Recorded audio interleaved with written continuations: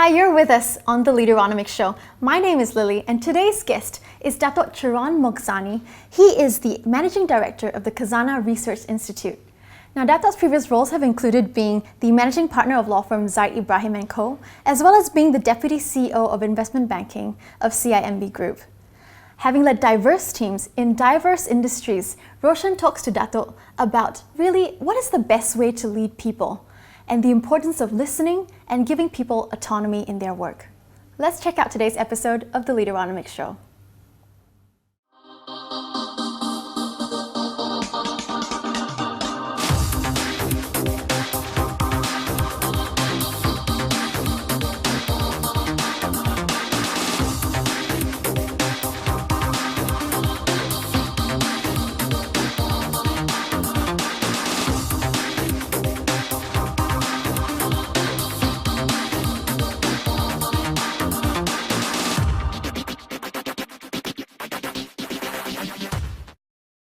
Welcome to the Leaderonomics Show.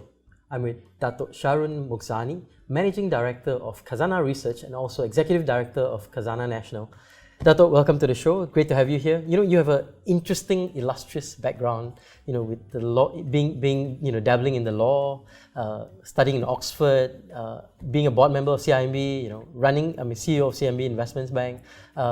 Tell us a bit about your background and how you got to where you got to. What's your secret? Oh gosh, thank you, Roshan. I've been fortunate to have had many careers.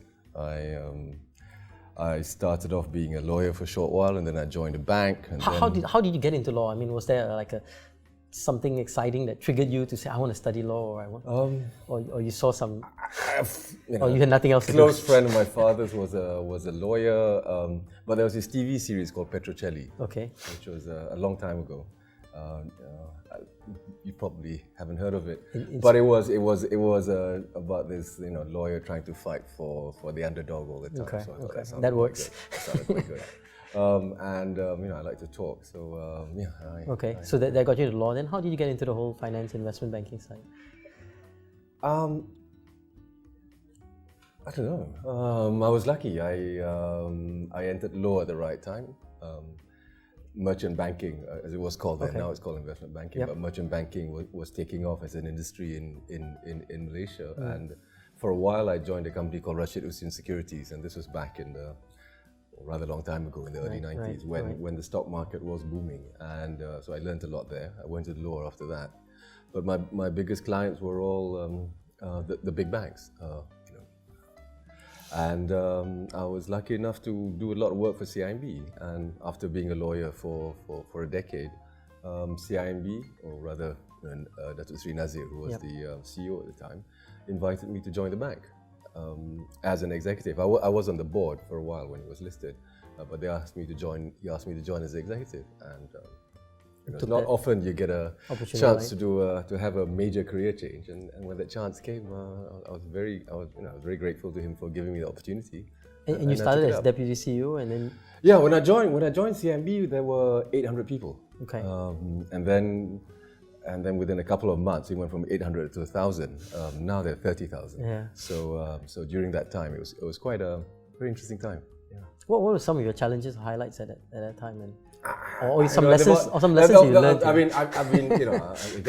been fortunate in my career. The firm I joined as a lawyer, I was a lawyer in Shendalamore, which is one of the biggest firms at the time. And then after that, I was in Rashid Hussain. Then after Rashid Hussain, I was invited to join Zaid Ibrahim, which was then a medium-sized firm with about less than 30 lawyers. And within the time I was there, we managed to go from that to being the largest law firm in Malaysia, with well over 100 lawyers. And when I left, I was a managing partner.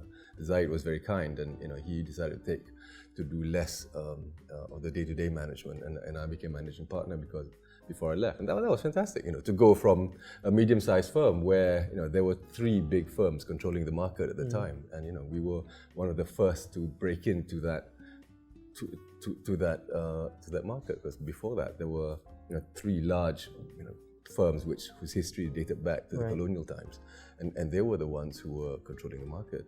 But you must have been doing something right? I mean, what were some of the things that got you noticed, and I guess to some extent enabled you to move up the ranks so fast? I don't know what I mean, but in terms of the firm, it was the right time. I mean, industry was changing, privatization had happened, so there was a whole new branch of law. I mean, that's what great leaders always say. It's always chance, it's always luck. But embedded in it, I think there's some elements of hard work. There's some elements of content, of knowing, have some form of depth, I guess, that you probably built over the number of years. Yeah, well, I'm a bit shy to tell you that I'm really smart and I work really hard. Okay. And I'm really the best in the field. It's fine. I'd like other people to say that about me. Sure. I'm happy, but I know it's when you're trying to do this kind of things, trying to break into a market which has some well-established players in it already, you need the opportunity of a change in market circumstances. So, for example, when we're doing law, one of the big changes was privatization, which was a whole new branch of law. So, in a sense, we weren't competing with incumbents. Everybody was a new player. So there's a new market for Zaid Ibrahim and co. at the time to break into. And the second one was the changing nature of the capital markets. Malaysian capital markets really took off in the 90s and the early 2000s. New rules, new regulations, new ways of doing business, and that gave us a chance to break into that market. And the same at CIMB.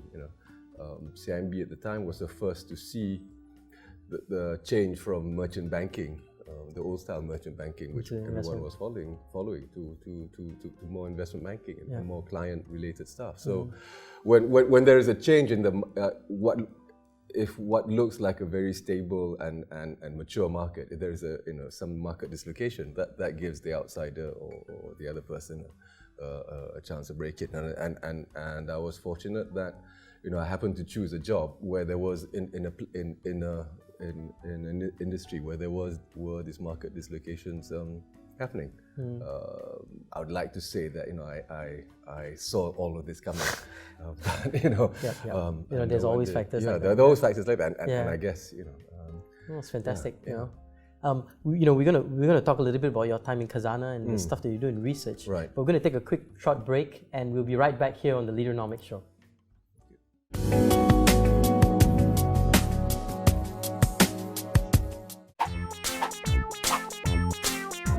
Top 10 reasons why talents leave companies. Praise. Cut. Top 10 ways to stand out at work. What a difficult customer. It's difficult when you just But join then a again, new company. customers are always right. Angry and frustrated at your boss can be a bad idea.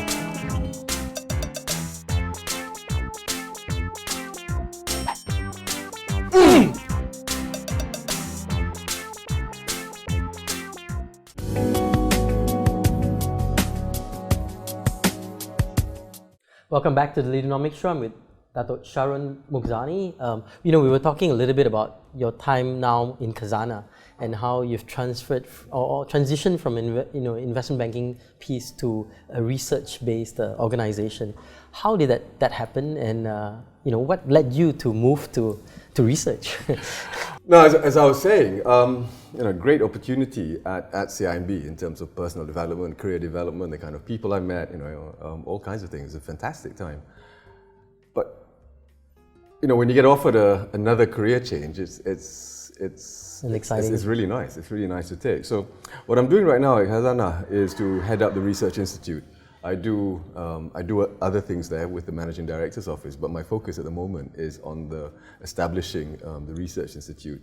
And it's a change because the Research Institute looks at as big picture as it can be, which is basically policy for national policy for the country, and in particular economics policy, but not just economics policy, but gravitate towards economics policy. And you sit around sometimes and complain about what's going on, and it's nice to have an opportunity to do something to influence. I mean, I'm not in the government.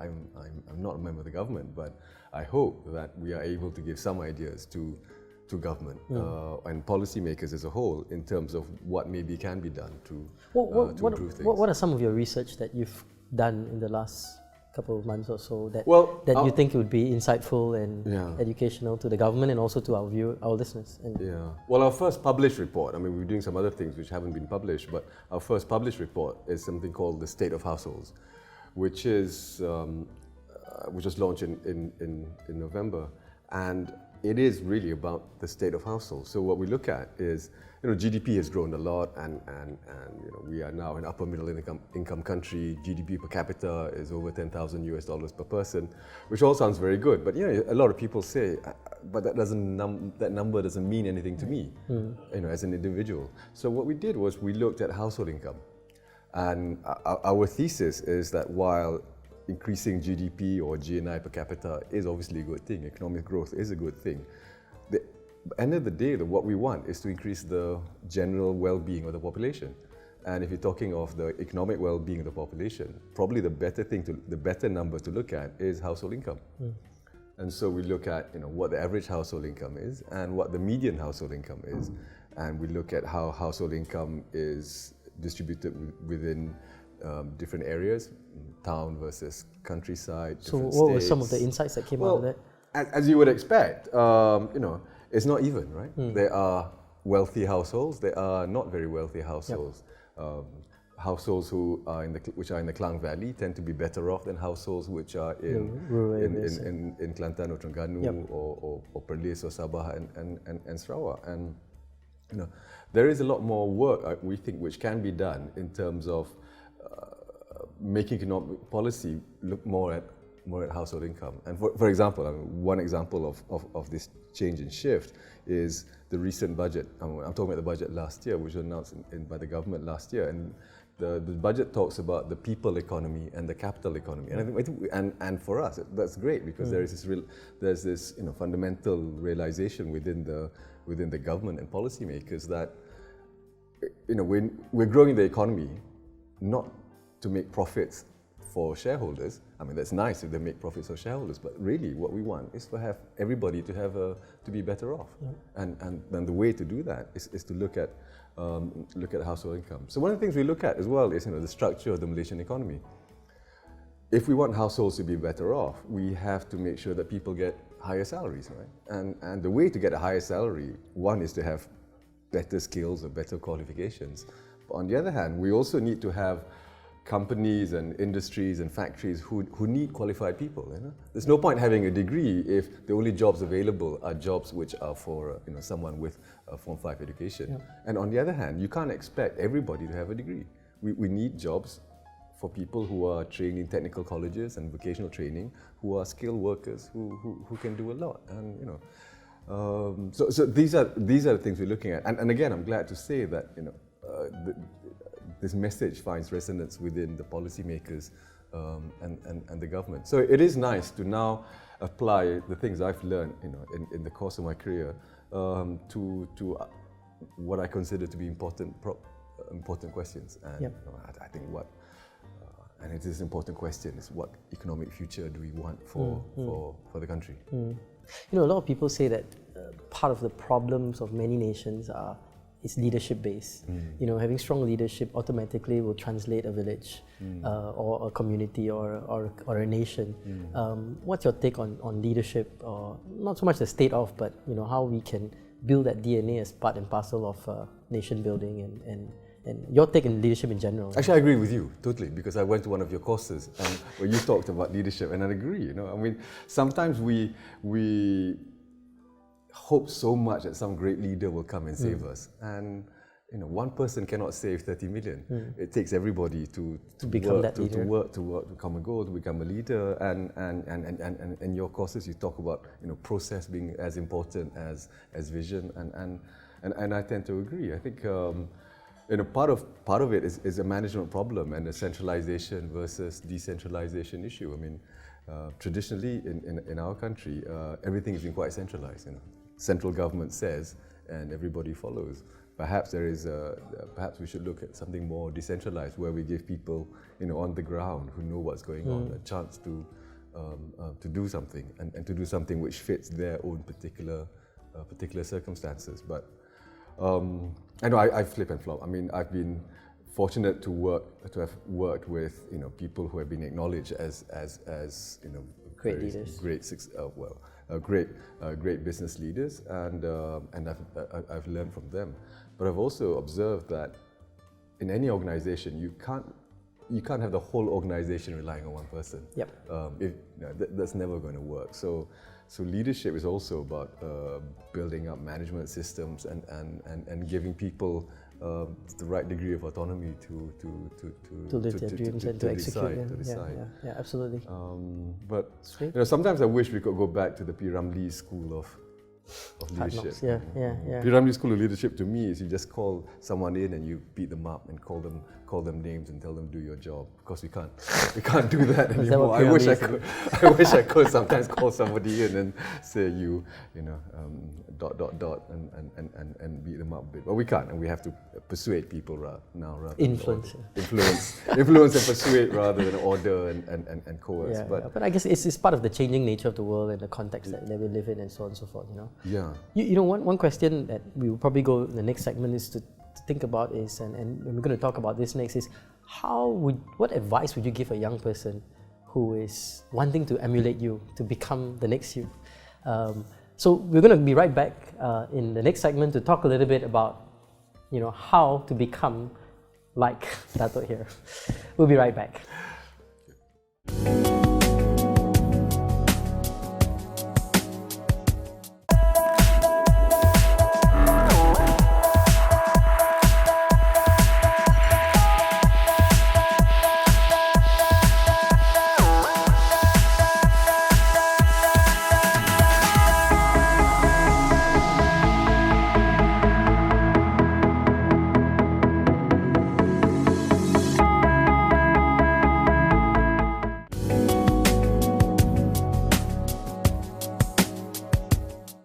Welcome back. I'm with Dr. Charun Mughzani, and we were just talking about your career and a number of things. But you know what? Before we get to my final few questions, let's play a little game of Thinkonomics. And it's a very simple game. We're going to take the dice, and you got to choose blue or red dice. Blue. Blue, great.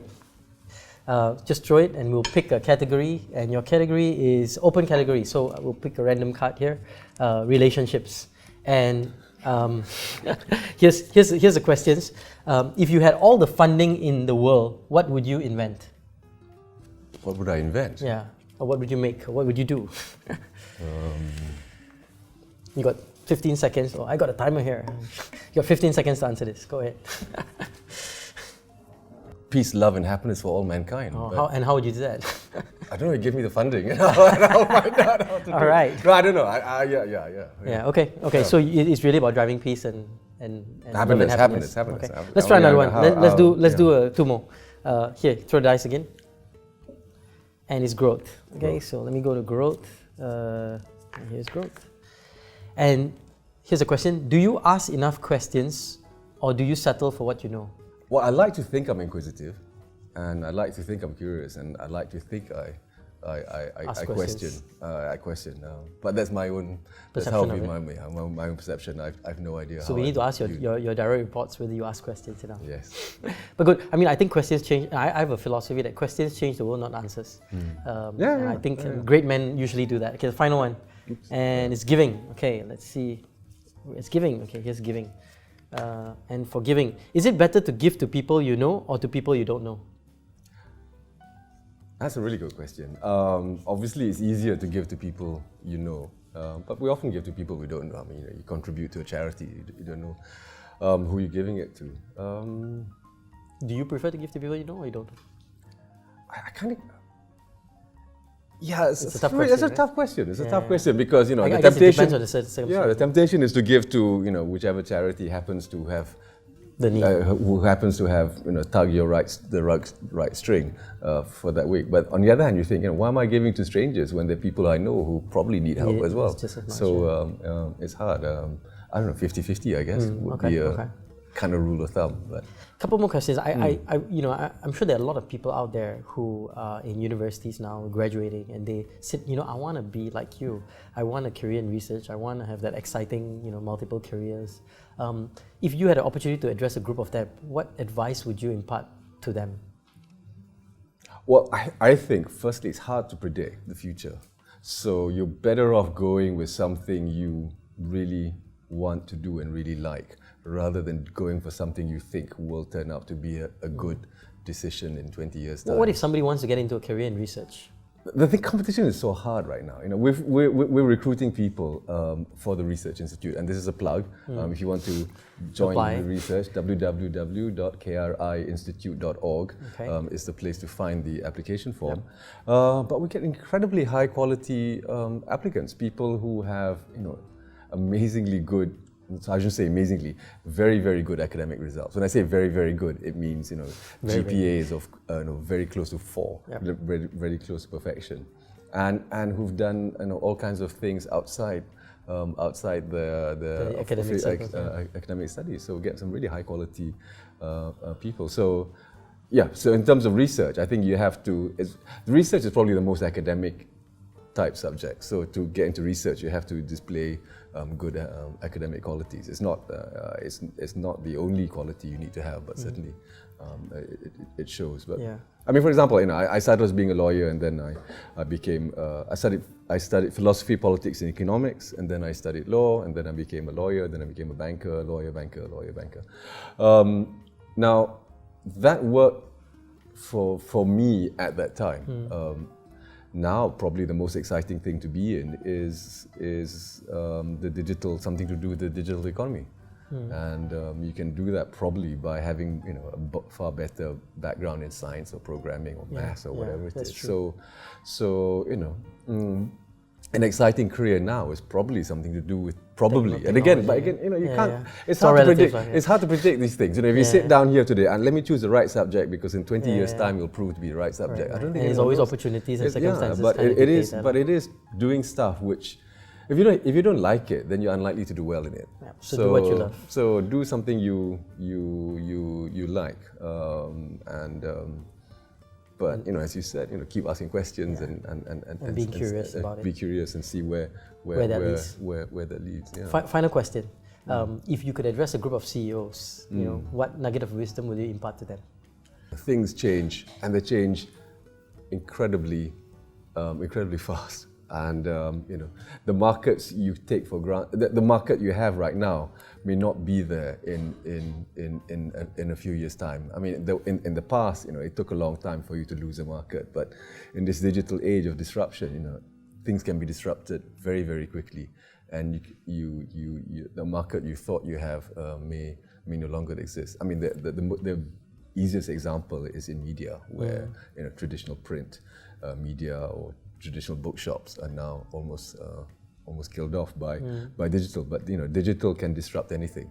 I mean, who would have thought that, you know, Uber could disrupt a taxi service, right? Absolutely. So yeah, the threat of your business not existing is much higher today than it was in the past. So I think being aware of the threat of disruption, probably digital disruption, but any other type of disruption is a real threat, and it's one of these things you should just really think hard about. You know, it's been fascinating talking to you, Dr. Sharon. Thank you so much pleasure. for being here on the show. You've been here right on the Leaderonomics Show. Thank you. Thank you. Thank you. Thanks. Thank you.